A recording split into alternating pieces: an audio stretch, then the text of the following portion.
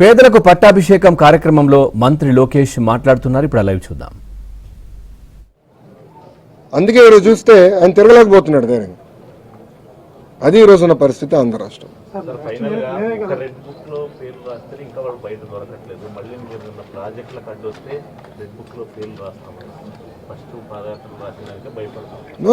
ఇప్పుడు ఒక మాట చెప్తాను. అసలు కన్నగిరి నియోజకవర్గం ఒకసారి తీసుకుంటే సుమారుగా 35,000 మంది వలసలకు వెళ్తారు.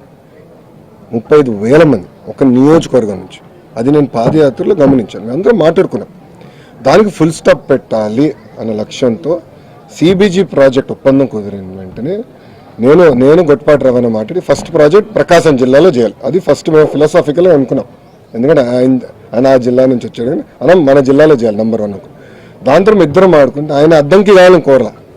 ఇద్దరం ఆడుకుని కన్నగిరిలో ఈ సమస్య ఉంది, ప్రత్యేకంగా కన్నగిరిని మనం ఆదుకుందాం అని చెప్పి ఫస్ట్ ప్రాజెక్ట్.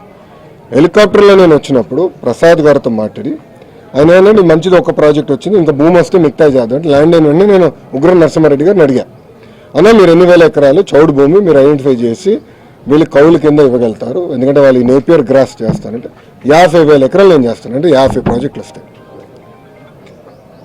50 ప్రాజెక్టులు ఒకే లొకేషన్. దానివల్ల రూపురేఖలు మారండి. రెండోది వాళ్ళు తయారు చేసి ఎరువు తీసుకెళ్ళి మళ్ళీ అదే భూమిలో వాడుతున్నారు. సో న్యూట్రిషన్ కూడా భూమిలో బాగా విపరీతం పెరుగుతుంది, న్యూట్రియన్స్ బాగా పెరుగుతుంది, ఆ అడ్వాంటేజ్ వచ్చేస్తుంది. అది నేను ప్రాజెక్ట్ చేస్తే వాళ్ళు ఎటు తయారు అంటే ఈ ప్రాజెక్ట్ వాళ్ళు బొబ్బులు వస్తాయి, ఈ ప్రాజెక్టులు వస్తున్నాయి. అరే మళ్ళీ ఇంట్లో గ్యాస్ సిలిండర్ వాడుతున్నారు కదా ఈ రోజు, బొబ్బులు వచ్చిన వాళ్ళకి గ్యాస్ సిలిండర్ వాడితే. అంటే చూడండి, ఉద్యోగాలు ఉపాధి కల్పించాలి. ఒక పక్కన వాళ్ళే మారుతారు, ఇంకో పక్కన వచ్చే ప్రాజెక్టులు రాకుండా దుష్ప్రచారం చేయాలి వాళ్ళు ప్రయత్నిస్తారు. ద్వంద్వ వైఖరి, దానికి ఫుల్ స్టాప్ పెడతాను. సో మీరు ఇట్లా కానీ దుష్ప్రచారం చేసి ప్రాజెక్టులు అడ్డుపడితే నేను వదిలిపెట్టినాను. పాప ఒకటి గుండెపోటు వచ్చి ఇంకోటి చేయరు కొట్టుకున్నాడు కదా రెడ్ బుక్ దెబ్బకి. అవుతాయి ఇవన్నీ. నెక్స్ట్ మేమే గెలవబోతున్నాం అని చెప్పి పెట్టుబడి గారిని కన్ఫ్యూజ్ చేయడానికి వాళ్ళ ప్రయత్నం, మేమే గెలవబోతున్నాం అని చెప్తున్నారు. లేదా ఓటర్లను కన్ఫ్యూజ్ చేయడానికి వాళ్ళు కన్ఫ్యూజ్ అయ్యారు. వాళ్ళకి ఇంకా రియాలిటీకి దూరంగా ఉన్నారు. అరే సొంత కార్యకర్తలనే కలవాడండి, వాళ్ళు నాకు లెక్చర్లు బిగ్ పెట్టారు. వాళ్ళ సొంత కార్యకర్తలు కలిసడానికి టైం లేదండి. అధికారంలో ఉన్నప్పుడు టైం ఉండదు, ప్రతిపక్షంలో ఉన్నప్పుడు ఆయన బిజీ. ఆయన ఎప్పుడు ఆయన సొంత కార్యకర్తలను కలవాడు సార్. ఆయన సొంత నియోజకవర్గం వెళ్తేనే సరే కలవాడు ఆయన. ఇంకా ఆయన మాట్లాడడానికి ఏముంది? ఎక్కడ చేశాడండి, ఎన్నిసార్లు చేశాడండి?